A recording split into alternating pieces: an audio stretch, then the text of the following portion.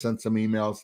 I do need to send some because a schedule for next week got messed up and changed, which happens a lot. And, so I've got to do that. I thought, okay, I have a long week. Let's get some emails out so they're seen Monday morning. Right. And but other than that, I'm not doing a whole lot. I'm on my list of things for this weekend. I want to do some work, but it's maybe some personal sideline work. No, Brian Buffett, don't even say it. Just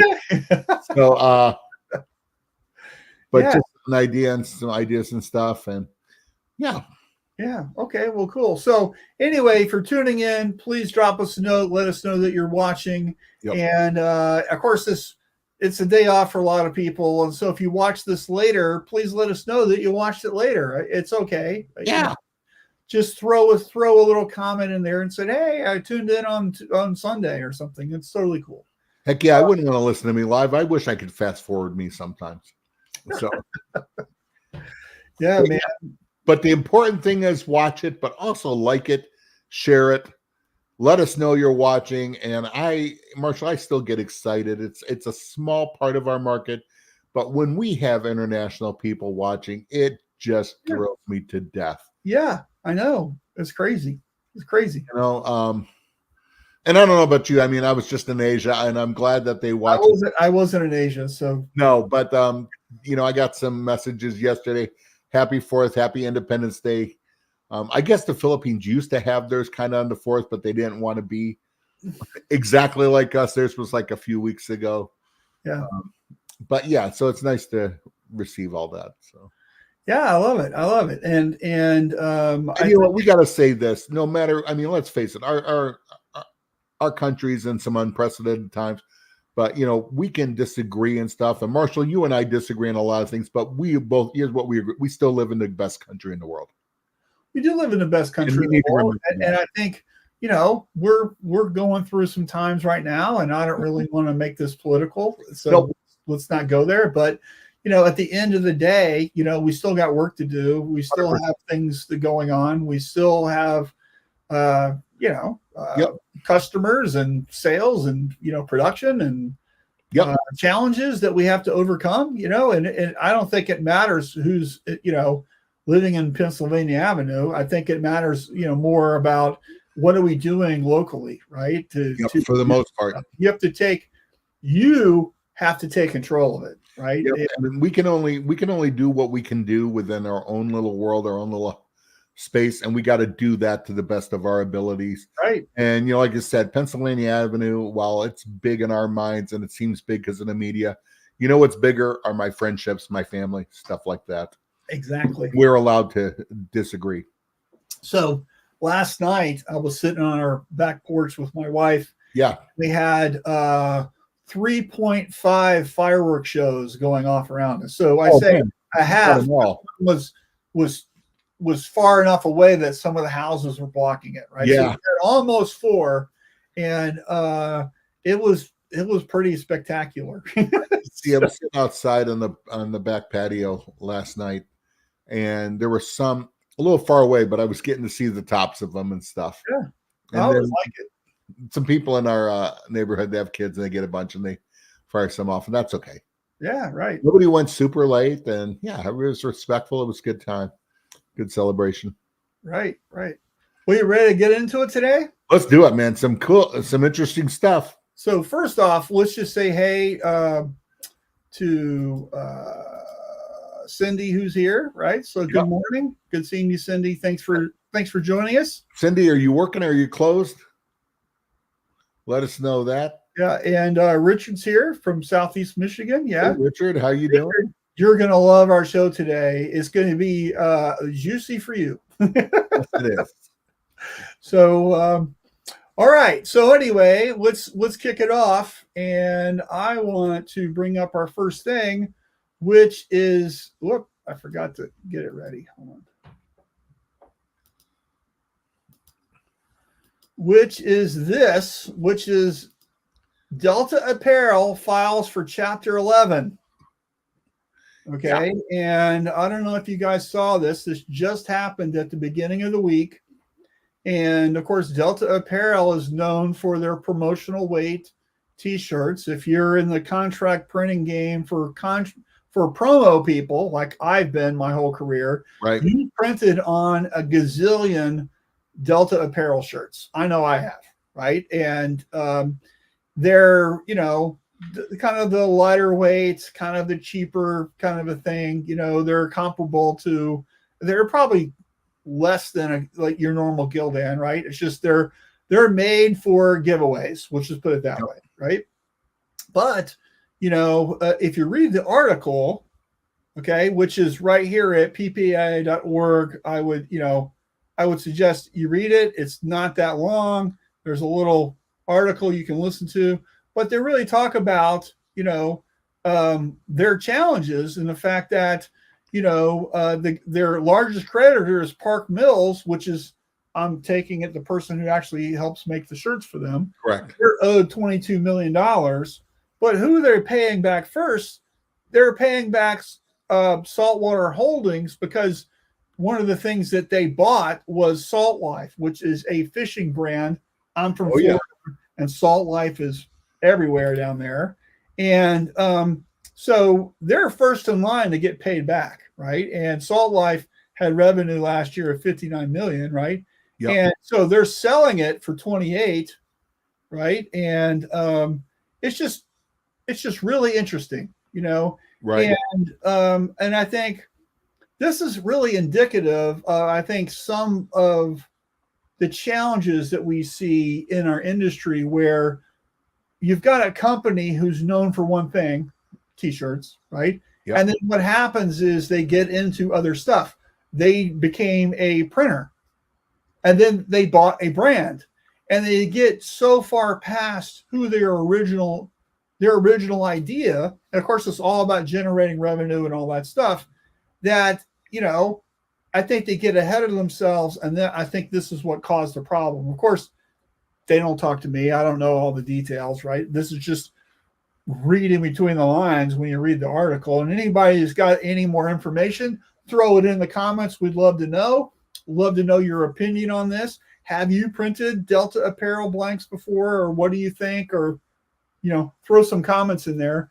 But anyway, this is kind of the juice that I want to talk about today. And Alan, both of us have been around for a while. We've seen tons of companies go into bankruptcy and emerge out of it, or go out of business or whatever. Yeah, and it's been for different reasons. For a shirt company to go under, I just remember it's been a while since a shirt company like this has happened. I guess all I'm thinking is early in my career, when everything started going to overseas, and I should say near shore and stuff. And that was, when things were leaving the Carolinas, and that was Discus and Tultex and stuff. But this is bigger, and this is more, I don't want to say it's relevant, but we can learn more from it right now. And that's what we're going to talk about. Yeah.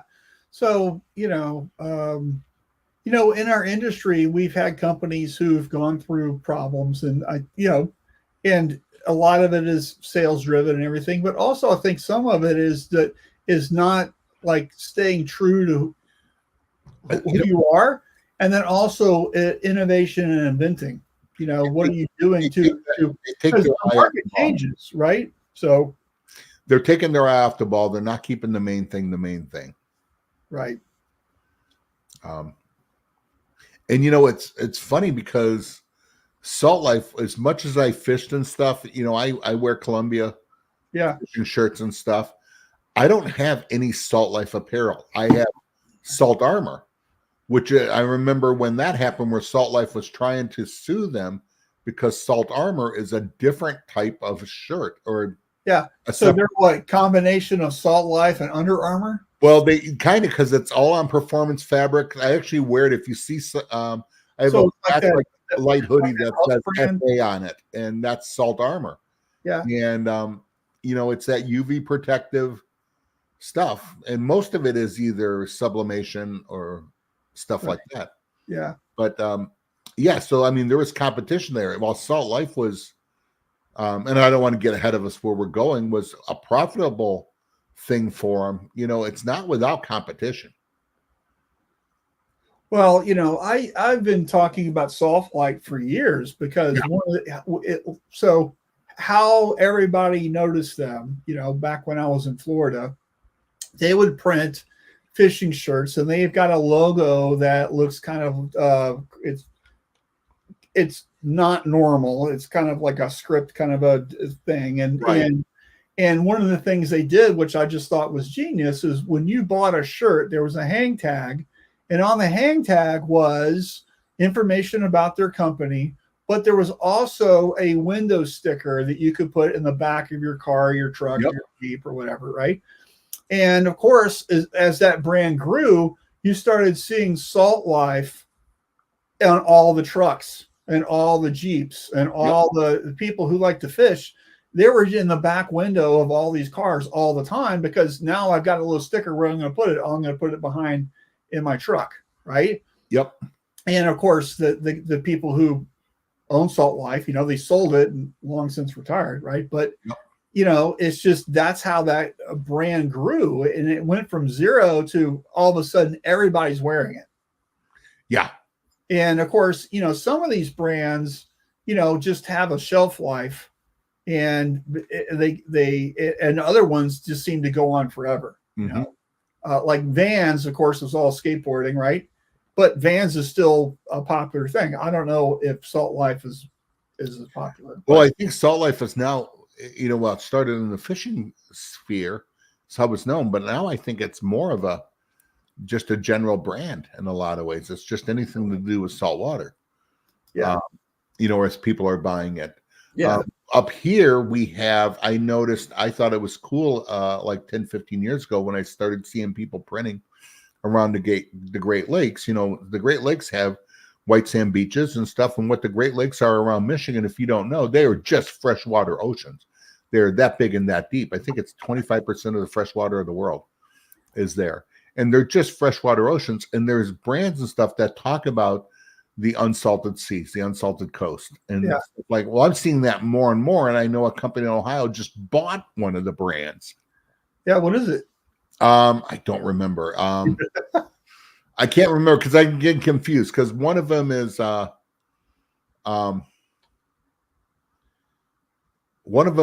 Unsalted. One of them is called the Fresh Coast. One of them is called I don't remember. I'll look it up while we're online and on it. But they're starting to, and it hits that resort area, that national, which is all around. So, I mean, that's brought your whole geographic to Wisconsin, Ohio, Indiana, Michigan, Canada, Ohio, Pennsylvania, and then New York and everything where on Lake Ontario and stuff is. So, but there's becoming more and more of that market that pie gets divided up. Yeah. So we got some comments. We'll throw those out there, right? So Sydney says that she's working today, a little flex, right? Yep. And she heard about the bankruptcy. Richard says, Al, remember I was told by the great Louise Borella, you have to start saying, I just got back from France after 3 weeks. It has been a month now, and you are absolutely right, Richard. And it's hard to believe it's been a month now. So Paul says, who wants to do ad week shirts with week spelled, WEAK, right? So what's up with that, Paul? Elaborate. Paul, have you been on before? Do we know where you're located? Yeah, I don't know anything about Paul, but he's watching where you're located. So thanks for watching. He's watching off LinkedIn too, so thank you. Yeah, and Sydney says we have printed a lot of Delta shirts. Always love the colors for long sleeves. Yeah, right. And it's a nice promotional white shirt. It isn't heavy duty. It isn't whatever. Yeah. They always seem to print well. I've printed a gazillion Delta shirts, right? Right. Over the years. And, it's popular, especially in the promo world, because they're always looking for margin. They're always looking for big things. And, so anyway. I did look up the company that they bought is called, or the brand is called Unsalted Coast. Okay, good. So, anyway, so that's kind of the big news this week, right? So, very interested in y'all's take on that. Does this affect you at all? What do you think about it? Do you use Delta apparel? Also, I think it's worth noting is the reason why you weren't using Delta is because they are a printer. You know? Well, and I know a lot of people have a big thing about that, where they're not going to use a brand that competes against them.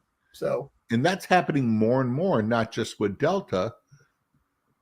Alpha Broder does, Sanmar does as a program with some of their customers. There's a lot more and more doing it. Yeah. And I'm looking. I'm looking to see, because I know Delta had that place in Honduras, and I think that was shut down, if I was reading correctly. I'm looking through the article again, and that was suspended its manufacturing operations in Honduras. Yes. Yeah. So all of them have plants down there. Now, Delta also, Marshall, right by you, Delta had a big plant. Yeah. Who knows what's going on there? It was almost all digital printing. So, yeah. I don't know. But I think it's very interesting just to see what's going on. You know, what does this mean? You know, so, and of course, Chapter 11 bankruptcy, you know, doesn't mean they're completely out of business. It means they're reorganized. Yeah, exactly. So if you read this article, you'll see that they fired their CEO, obviously, for not running the business properly. And they're shaking things up. And Chapter 11 is just really reorganizing the finances, right? Looking at things so they, you know, and they're going to come back, right? Yeah. And so this is very interesting what's going on. And I think, you know, if you look at what's going on in our industry, in our economy, how things are working with print on demand and doing different things, and you know. Mm-hmm. What does this really mean? It's a big picture kind of macro thing, I think. And I think more than anything, this is about understanding the market that you're in and like being in alignment with what's going on. Right. Right. So Cindy, by the way, said that she likes the Pro Weight, right? Most of the main stock had to come out of Tennessee. That made for a little longer shipment. Was that Tennessee or Georgia? Well, she says Tennessee, right? Okay, so, yeah. And then 40 years ago, we boycotted the Fruit of the Loom and later Haynes because of their printing divisions. Yeah, Fruit of the Loom's always had a printing division. Right. Well, and part of it because one of their brands of fruit, you know, was Underoos and things like that, and Granimals, they all printed there. But a lot of that went overseas too, or offshore. Or near shore, it would have been, but yeah. Yeah. So anyway, so I think that's a very interesting kind of a thing. Yep. And would love any comments that you guys have about this. But it's going to segue our kind of our main thing today, which is you know, are you profitable? Right. And so I think as a business coach, you know, I speak with shops a lot, and one of the things that we get into sometimes is profit. And it's really understanding how profit is made, what are we doing, you know, that kind of thing. Right. And I can tell you now, I'm sure you guys watching, this isn't you because you're perfect, right? But, you know, I think a lot of people don't really look at their numbers. They don't like plan and have goals and start looking at this stuff, you know. And so right now, you know, half this year's gone. We've got another half left. That's what we talked about last week, right? But yep. So we start thinking about profit, right? And so my question to you, dear viewer, is, are you looking at this? Are you looking at your numbers? Do you have a profit goal? Are you looking at this stuff? Are you looking at your gross profit, your net profit? Are you looking at this stuff on a religious all the time basis so you can react to it, you know, and you can make some decisions that are based on driving more of this stuff. And that way you're not in a position like Delta Apparel is, right? Yeah. And I think a lot of times shop owners have like the horse blinders on, right? They're just looking at the orders that we got to do today and tomorrow, and what are we doing next week? And they're not looking at a macro view of everything. Right. Right. And I'm not really sure why. And my gut feeling on this is that the people who start these companies, you know, it's not like they have an MBA. You know, they started and grew their company from an outbuilding or a basement or Right. whatever. And now 3 or 4 years from now, 3 or 4 years go by and they're at this level and whatever. And they keep adding people and and they get to the point where they're this big business, but they're not profitable. And I was talking with a shop a year ago, and I think this is kind of indicative of our industry. This is a company who, had decent sales and everything. They were a contract printer, and they couldn't understand why they weren't making any money. We've got sales, we have everything, but we're just not profitable. I go, okay, here's the exercise. Let's do the math. So I have a tool. I shared with them the spreadsheet tool that I have, and they determined that their cost per impression, I think, was like if I remember right, was like $1.63 or something. They were doing contract printing. That was their big thing, contract printing, and they were getting 85 cents a side. So they were killing themselves by every order. Yes. So what was happening is they were taking this work, right? And every single time they printed a shirt, they were losing 80 cents. Yep. Right. And they didn't want to hear this. Yep. It was really hard for them to understand. And they're like, so Marshall, what should we do? I go, well, you got to quit doing this. What do you mean? It's like these raise people your pricing. get lots of money. I go, they're not paying you what it costs you to do the print. Right. It's like, what should we do? I go, find other customers. Right. And so it's really about understanding what drives profit. And so are you profitable? Right. Is what we should be looking at right now. So we've got 6 months under our belt, right? Q1, Q2 are done. Right. Yep. Where are you right now? Are you profitable or not? Have you made money this year or not? Right. We've got 6 months left. You can still do something, right? But where are you on that scale? And that's my question to you out there. It's like, where are you on this stuff, right? Are you profitable, right? Alan, what do you think about this? What do you hear? Well, it's all about profitability, no matter if you're a one-person shop in your basement or your Delta Apparel or bigger. It still comes down to profit, which also leads to cash flow. And it's never about sales. Sales sometimes, as the machine is so big, you got to keep running it, and they get into that mode. We got to keep the gears going.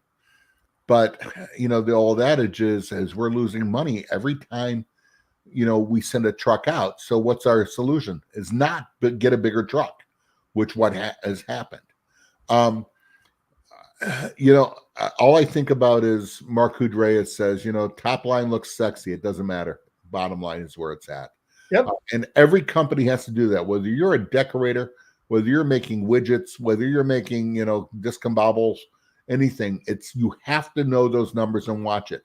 I have to, as a company at Easyway, we have to watch it. This is a weird year we're in. Everybody is. And we are watching that. Some things are good. Some things are bad. I'm watching my area. I have changed how I've done things, what I'm doing. What am I spending on? What's the money going out there, and what customers am I focusing on? And we have to do that. We have to bring in sales. We have to bring in profitable sales. Right. It's not just bringing in sales. How do I do that? How do I do that a little bit? And I have focused more on a certain type of customer more than I have in the last 2 years. Probably should have done it 2 years ago. Right. That's my bad. But we do it now. So, but you have to do this by reevaluating everything. Just because I've done this for so long doesn't mean, I get in grooves of how I do things. Nope. Got to change. Change or die. Yeah. Well, the markets constantly shift. Right? 100%. And now, my only thing, it wasn't too long ago where a contract decorator, if that's my experience, right? Yep. We were printing a lot of really big orders. Yep. We would be running 25,000 piece orders, 30,000 piece orders, 250,000 piece orders. Yep. Right? Those are overseas now, most of them. And so what happens is now there isn't a distribution center that these shirts are going to. Now the big thing is the fulfillment into stuff. So you're printing things, you're doing print on demand, and you're warehousing stuff if you're doing any like replenishment runs, but that has to be profitable or you can't do it. Yep. Right. And so this is the real interesting thing, is how we're showing up for our clients. What are we doing? What are we changing? What's going on with stuff? And it has to be profitable work, or we can't do it. You should be saying no, or, hey, I can do it, but this is what I need. There's a lot of ways that we can phrase that. Right. So, well, Marshall, you were telling me, I think it was off camera, about when the company you work for, you were printing some products, and you're going, So they were pain in the butt. It just took a lot of time. You're going, we're only making 3% on this. Why are we doing so that's almost or 3% of your sales it was. So here's the thing is we were doing specialty printing. So we had screens already, right? So what else can we print? Right? Yep. Can we print umbrellas? Can we print soccer balls? Can we print coolers? Can we print things? We were doing that because we're a contract printer for the promo world, right? Yep. And they were looking for that one-stop shop solution, right? Mm-hmm. So we start looking at this stuff, and a t-shirt, it's $2 or whatever it is, and but when you start printing on a higher end thing, like a cooler, like a Yeti cooler, that's $300, and you're only charging $5 for the print, and you're doing 300 coolers, right? How many can you mess up? No. Right? And so if something happens, the screen pops, or weird things happen in printing. Yep. Okay, the risk is not worth the reward. Okay, and so I did an analysis. Because I'm by far not an accountant. I need to see the numbers and graph everything and get everything in front of me as a picture for me to really understand stuff. So I did an analysis on things, and it was not even 3% of the business, but the liability was so huge that I'm like, hey, we just need to quit doing this. And that was my recommendation. And then as soon as we turned that spigot off, right, the whole company became more profitable, because we weren't having to do these weird things in receiving. We weren't having to do specialty screens. We weren't dedicating a $65,000 a year employee for something that we weren't making the money on. Right. And so it's just one of these things where we were able to respin that, and then we became a more profitable company because we focus on screen printing, embroidery, and digital printing, just those three. And that's what drove more profit. So by saying no, we actually ended up making more money because of the things we didn't have to do. Right. If that makes sense. Right. 100%. And so, when you look at something like what Delta is going through, right? Why are they doing these things, right? And if they're not profitable, if you're not making money doing it, should you be doing it? That's the big question. Yeah. Right. And so, and this is true of any business. This is true of, any company out there. Right. You need to be looking, Marshall, at just can do it doesn't mean you should be doing it. Yeah. And this is where it gets, I know we talked about the printing side of is your supplier, your shirt manufacturer now competing with you on it? That's something that I think has hurt them a little bit. I can't believe it's helped them. Maybe it has. Or are you cannibalizing future sales for short-term money? And I know we talked, and Richard mentioned, and I think it's a little bit different with Fruit of the Loom, and I don't remember, and I wasn't around. I don't think Fruit prints anymore. They don't, but some of their printing, if they were going after just customers, Fruit is an actual apparel manufacturer, so they were making underwear, they were making everything. So some of their printing was done for their own brand. I get that, but when you're looking at a Delta or some of them, you're actually selling. Your main thing is selling a t-shirt, a produced t-shirt to decorators, and now you're going in there into their pocket. Wow, that can't sit well. Yeah, well, it hasn't. Yeah, and they're not the only one. Yeah, well, yeah. So why would people do that? The answer is venture capital funding. 100%. So those venture capitalists, they just want their money, right? They're like the mafia. They want their money every week. Their hands out. We don't care. We don't care. What happens is you got to find ways to pay those people. Otherwise, it's a big thing, right? So when companies get sold to venture capitalists, that's kind of what happens. They'll pump money into it, but you better pay them. Yeah. Had a bad month. Sucks to be you. Pay me. That's right. What was it in Goodfellas when they were talking about what? Right. You can't, the kid's sick, fine, pay me. You're losing money in the business, pay me. They used that was that bar, and I think they used a little more colorful language than what you're using. Oh, exactly. And then what happened? Because they're borrowing off the bar, they're ordering stuff and selling it at a discount because it doesn't matter. They're not going to pay the bill. It's profit. Yeah. And that's what's happening there. It's a problem. I don't know the solution. But I think for us, as smaller down the line, you got to be watching your profitability. And then where is your sales coming from? Is it something should you be doing? I like what you said, Marshall. Just because you can do it doesn't mean you should do it. Right. Yeah. Here's we're going to go into our next little phase here, which is targeted customer alignment, right? Yep. So, Alan, what does this mean? Well, you better look at your customer and going, where are you aligning up? Where are you meeting them where you are more of a resource right now for them? You're going, my window is not this big. It's now this big. Yeah.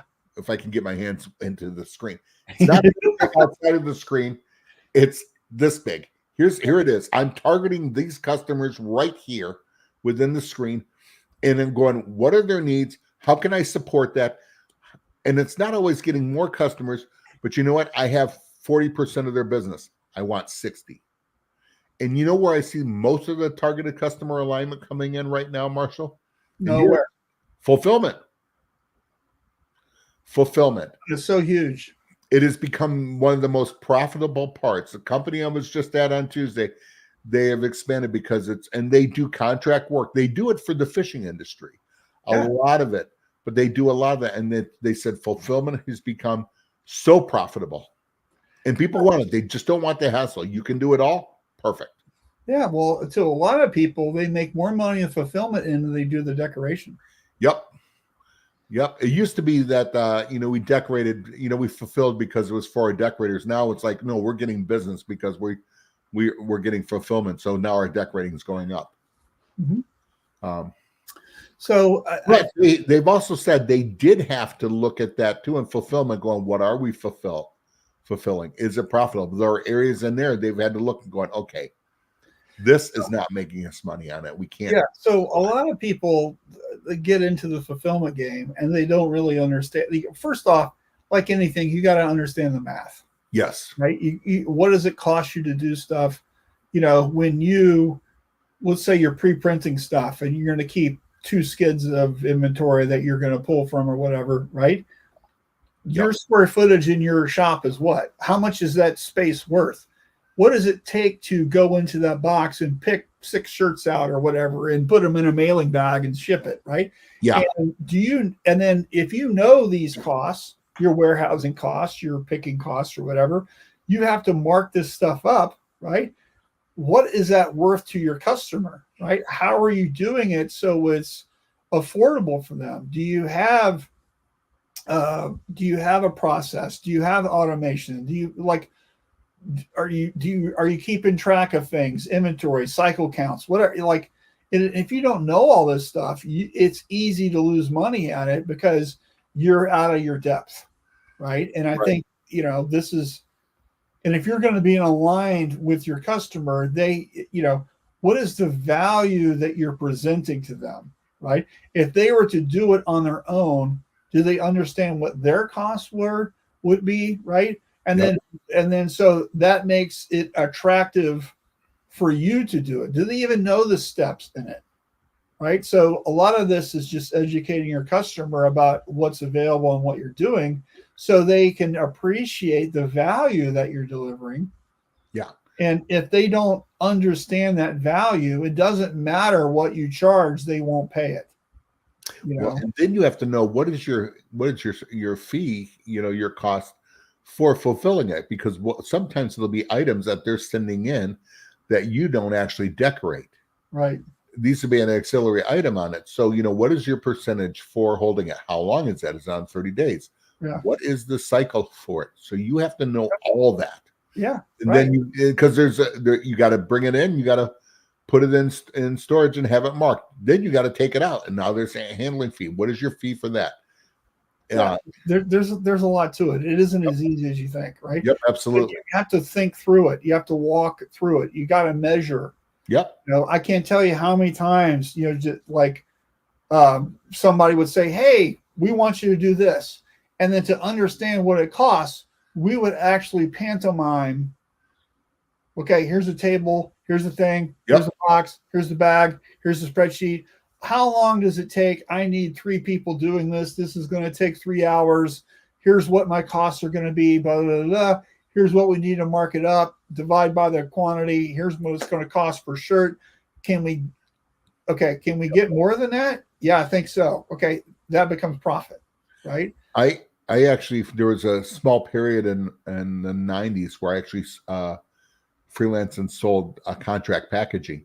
And when you had a job from Clorox or something like that, I remember writing out to get it quoted of here's what it is. We received the item in this big of containers.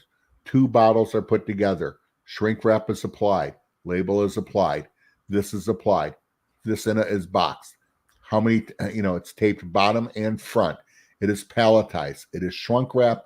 It is to the DC and labeled. And we had to mark all those out of what's going on, because that was each a step and there was a cost to all that. Yeah, exactly. And so the thing here though is whether you're doing fulfillment or not, it's like you need to understand, I think here, that there's always an idiot that will do it cheaper. Always. It doesn't matter what business you're in, right?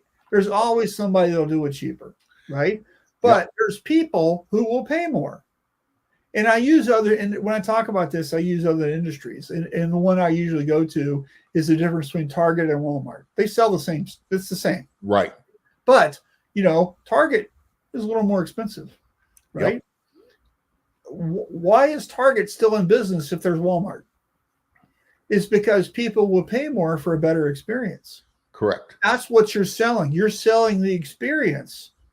You're selling, what is it like to go to a Target versus what is it like to go to a Walmart? What's the difference in, a Sam's Club, a Costco, a BJ's warehouse? Yeah, right. They all do the same.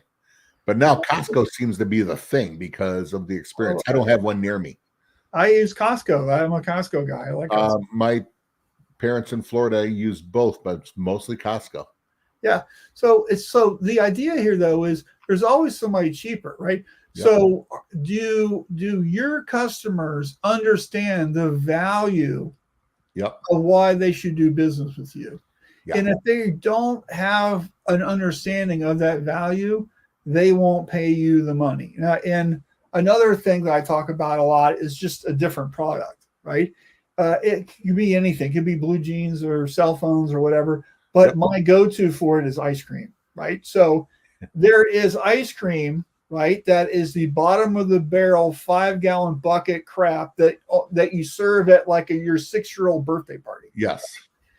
Is it really ice cream? We don't even know. It just doesn't even taste good, right? Yeah. If you're going to serve that up to these kids because they don't appreciate anything anyway, it doesn't matter, right? And then there's the ice cream that yours truly buys, okay? Which is the good ice cream. And my favorite brand right now is this brand called Tillamook, right? Oh, yeah. From Oregon or where it's from. It's the most delicious ice cream I've ever had in my life. And it doesn't even matter what it costs.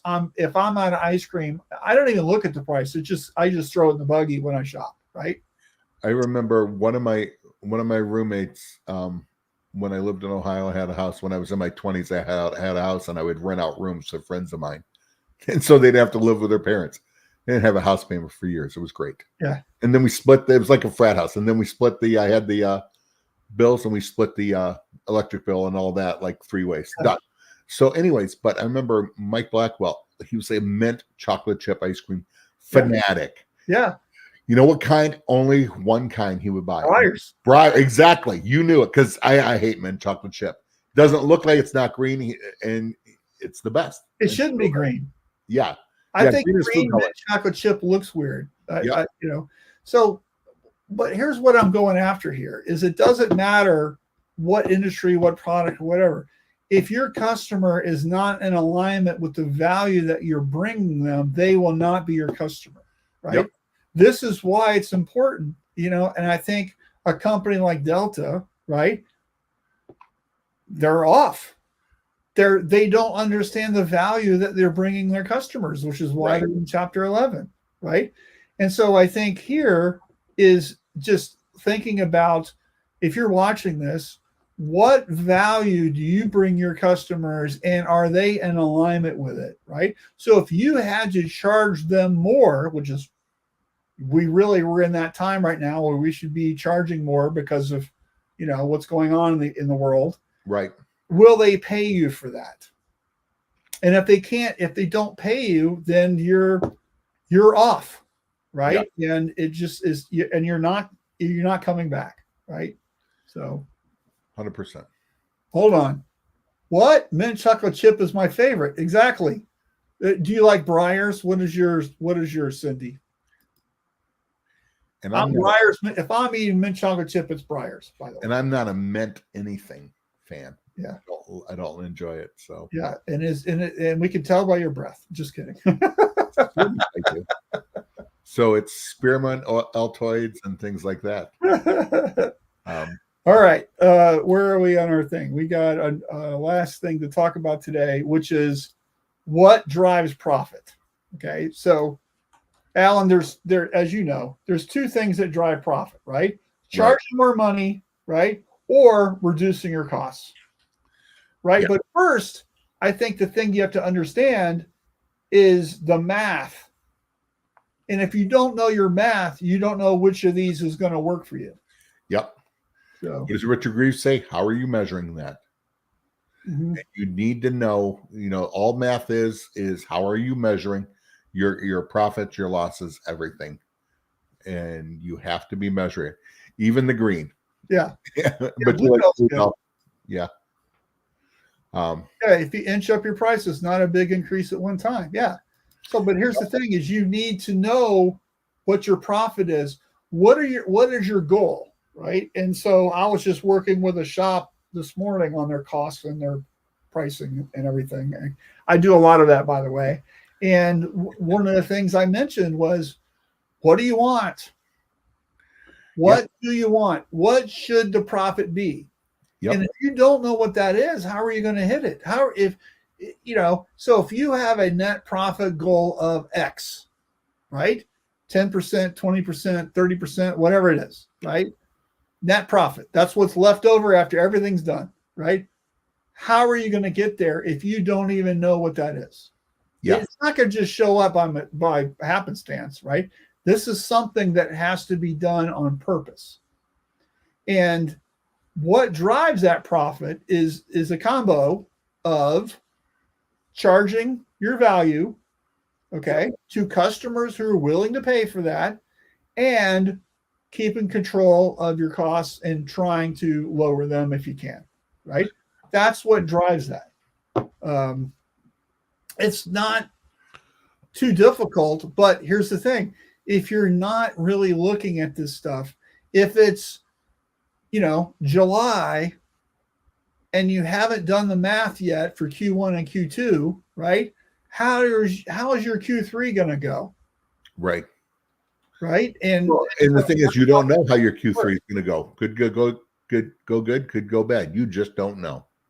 Yeah. Well, do we want better? Right. And so when we start thinking about it, right, we've got clients that we know that we shouldn't be doing work for. Yep. Okay. That because of their, whatever they do, it costs more because, they make bad choices, or they don't give you the right information, or they're divas or whatever. I don't even go. Things. Yeah. Yeah. But it's like one of these things is where you have other customers that are like, it's so easy, like falling off a chair. What type of customers do you want? Right. Yep.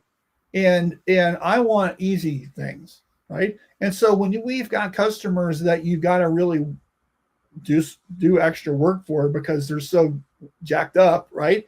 You have to charge them more.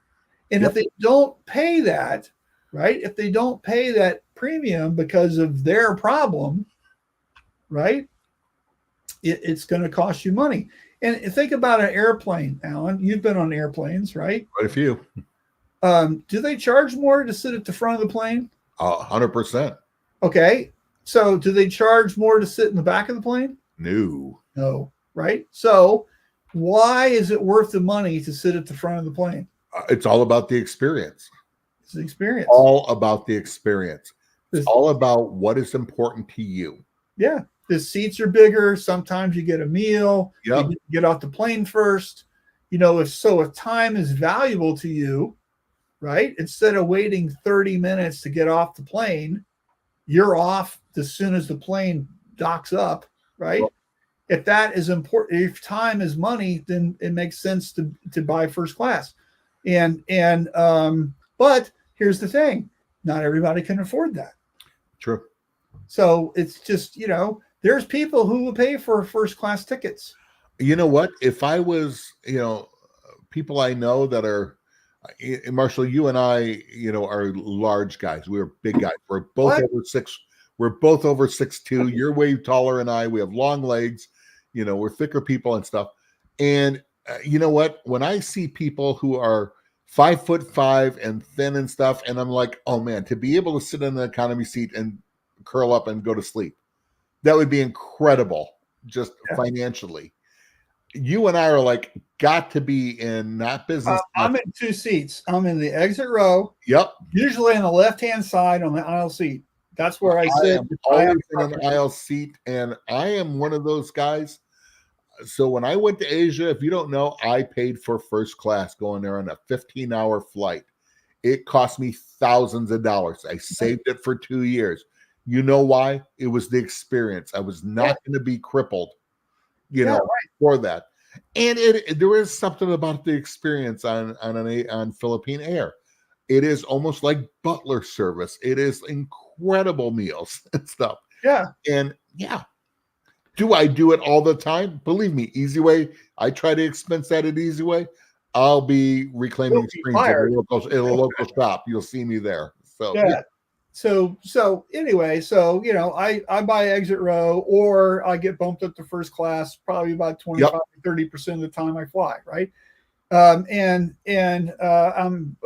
thankful for that, right?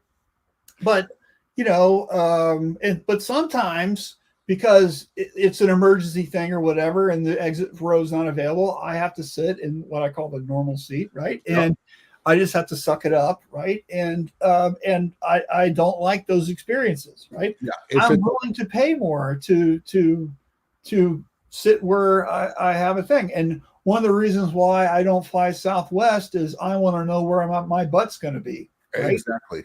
And so that's why I don't use that airline, right? Because I can buy my ticket and I'm going to be in 16D or whatever, and I'm there on my exit row and I'm happy. Right. And sometimes, we have to suck it up just because the airplane you're in is literally a puddle jumper. When I fly from Lansing, Michigan to Chicago, I'm just waiting for him to say, Alan, it's your turn to spin the propeller in front. Well, I've been on planes where I can't stand up. Right? Oh, yeah. It's brutal. It is. And those seats are one size fits all, and it's not our size. Yeah. Yeah, it's not. So anyway, but the thing that I'm getting at here, right? It's all about the experience. So for you guys watching, right? There are people who will pay you more money for a better experience. Yep. So if you can save somebody's time, they'll pay you more. If you can make somebody money, they'll pay you more, right? If you're doing something that other people can't do because you're really super creative, or you've got your technique down, or you can print something better than everybody else, and they value that, they'll pay you more. If you can match a Pantone color, they'll pay you more. Absolutely. Right? How do I know that? Because I've had clients that if you are reliable to us, because believe it or not, somebody couldn't print PMS 186 red, which is like normal red. and that was their client's brand color, that their printer they were using couldn't match that color. Unreal. And I'm like, okay, well, that's not hard. And I sent them some samples and we got the account, right? So this is all about what you're doing. People will pay more for the value you bring. If you're not articulating that value, then you're a commodity just like everybody else. Absolutely. You know? And so what are you talking about when you're quoting? Are you talking about that value? And if you're not talking about it, if you don't educate your customer about it, they don't understand and they won't be in alignment, right? Yep. What drives that profit is charging appropriately, right? And then, of course, all of your cost optimization work that you can do with automation, with buying smartly, with your consumables. And by the way, you know, Alan, I've done a lot of this work over the years. Yep. A lot of times the higher priced thing is cheaper to use. If that, 100%. A lot of people don't understand that. They'll buy the cheapest thing, tape, emulsion, screen opener, whatever, whatever, the cheapest thing out there because they think they're saving money, right? But they have to use more of that product to get the same result. Yep. Right. Mm-hmm. So a better product where you don't have to reapply it all the time is actually cheaper in the long run because you use less of it. Right. And a lot of people don't even understand. I don't know why. They don't even understand that. Right. And they don't want to take the time, especially, Marshall, you know this with ink. People would always go, what's your price per gallon? Doesn't matter. Does not matter. It matters on the yield. It matters how often that machine has to stop. Yeah. And I've always said there was a reason why Wilflex and Rutland were always the top two inks in the United States, even though they were the most expensive ones, because they are made for high-speed automatic printing. You put them on, they don't build up, and they run fast. It's about how much yield can you get? Yeah, and I've had this argument with people forever about, ink, it doesn't matter what your ink costs, and they go crazy. I'm like, it's your screen room, it's your how your press is set up that matters. It's not the ink. Ink is cheap. It's your screen. It's your EOM. It's it's the tension of your screens. Are you using a sharp squeegee? Is it at the right angle? There's so many other things that influence how much. Are you double stroking that underbase, or can you just hit it once? Right. If you double stroke the underbase, that's twice the ink. That's twice the time. Yep. That's way more than what your ink costs. This past week, we tested the product in M&R Quick Clean, which is this automatic squeegee cleaner. And these get a little weird, like on all of them. Everybody's trying to come up with their own. We had incredible results with this product. We didn't know about it. It was an accident. One of our reps in Florida walked into a shop, and it's looking great in there. He's using one of our products we never even thought of, and with great results. So my boss and I take this product into a shop up here by us. We cut their time in half. They had on a 30-minute cycle. We were at 15. Time is money. Unreal.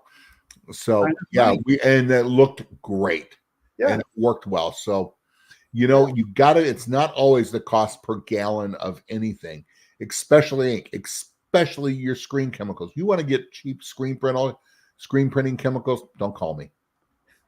I have some good priced ones on there, but you want an efficient, best one, we're your peoples. You want things that work more than anything. Things have to work, right? Yep. And it has to be reliable. It has to be consistent, and it has to be easy to use and available, right? And then what's the service behind it? You talked about also on all your tests. Who was your favorite rep for NASDAQ? No, for NASDAQ. Oh, Buddy Jolly. Who's I think retiring this year, if you didn't know that. I heard. Yeah. So, but service. I've been blessed. Yep. Service goes a long way. One of my dealers hired a rep who has never been in sales before this year, but he has won multiple awards for 4-color process and simulated process over Andy Anderson. He talked to Andy and stuff, and great. He's now selling. So people are wanting him. Can you help me on my spend time with me on these shops, adjust it. Well, I warned them about that. I said, your service is going to be there and it'll be exploited. You'll think they'll get business and they won't. What they have done, he said, yes, I can do that. Here's the fee. It is this much for a day. Now, what they do as the company is they will charge him that. But you know what? Because we want your business long-term, it's charged, but it could be a credit for supply business. Yep. Right. Which is, I thought, genius. Yeah. Genius of them. That's good. Yep. And it's because it's all about the experience. Yeah. You want the Anthony Sharples experience from TechSource? There it is. Yeah. Right. So we got a couple final things to talk about today. I just want to throw this out here is it's still not too late to get Shirt Lab Nashville tickets. Okay. This is hands-on art department workshop. It's going to be in Nashville. And sales are pretty good with this, right? We're only limiting it to 36 students. We've got about a dozen slots left. Okay. So this is all about three things: art department workflow, which is how to get things through your art department faster, how to use AI, Midjourney, right? Yep. And then also the big thing, which is most of the day, which is going to be simulator process steps. So this is how you take a raster file in Photoshop and convert it to spot color, whether it's a 1 or 2 color job or a 10 color crazy masterpiece. You're going to learn how to do this. And I've got 2 other awesome people helping me. Let me just scroll down here. Absolutely. Dan Campbell, who's usually on this call, and JJ McCampbell. Both of these guys have decades of experience doing process separations, and they're great people who really know their biz, and look at all the white hair in those pictures. Everybody's only been in this industry forever. And so it's going to be a really good day. So this is in Nashville. It's August 9th and 10th. And we would love to see you there. So right now, if you go to shirtlablive.com/earlybird, you can save $100 on your ticket. Our hotel block, which is about 2 blocks away from our on the event, that block ends next Friday on the 12th. All right. So you don't have to stay here if you don't want to. You can stay with a friend or anywhere you want. But this is within walking distance to where we're going to be. So that's why we have the hotel there. And this is going to be a really great event. We have a networking party that Friday, which is we're signing the contract here really soon. And then we have a dinner that night. Same deal. We're almost closing the deal on where we're going to have those, which it's a lot of work to book a big room for this many people, right? So even though we'll have 36 students, we'll probably have 40 or 50 people there, right? So anyway, would love to see you guys there. If you've got any questions, let me know. Happy to help you with this. Nobody is teaching this stuff, right? If your art department, if you've got a need to learn this stuff, you're going to have to invest in it. But this is, you'll learn stuff that you'll make money with for the rest of your career. Okay. Now, is this for the shop owner? If you're doing the art, yes. If you've got an artist, you don't need to go. You need to send your artist. Yep. Okay. This is a bring a laptop. We're going to be doing projects in class with us walking around. Yeah. That looks good. Or, hey, let's do this. Or we're going to be helping people learn this material. So when you go back the following week, you're rocking and rolling and doing some things. Okay. So anyway, I think this is going to be a really great thing. We'd love to see you guys there. Yep. And the other thing I want to talk about is next week, I'm going to be in Philadelphia for the Graphics Pro show. Would love to see you there. My classes are all on Thursday, which is the 11th. And you can see my first one is right here at 8 o'clock till 9:30. And then I've got the one that I'm doing with Lon at 1:30, right? So the one at 8 o'clock was about the 5 key challenges. And then the one at 1:30 was with Lon, is all about AI, and we're going to be talking about Chat GPT and Midjourney, right? And both of these classes are brand new, and we just did this in the Graphics Pro Long Beach. The feedback we got from the students that were in both of these classes was phenomenal, and everybody enjoyed stuff, and a lot of people learned things they've never learned before. And Alan, I was talking about this the other day with somebody. Yeah. You know, your classes are really hitting a nerve when everybody has their phone up recording it. Oh, 100%. Taking pictures of the slides and stuff. Absolutely. Yeah. It was nonstop both absolutely. So anyway. Yeah, when they're telling you to move out of the way so they can get, yeah. So anyway, so I wanted to like throw it out there. We love to see you there. Both of these events are really great. So, you know, I think it's really important that you invest either in yourself by going to a trade show or by sending an employee to the trade show or to the SureLab Nashville thing, right? Agreed. So, and then Richard's got a comment.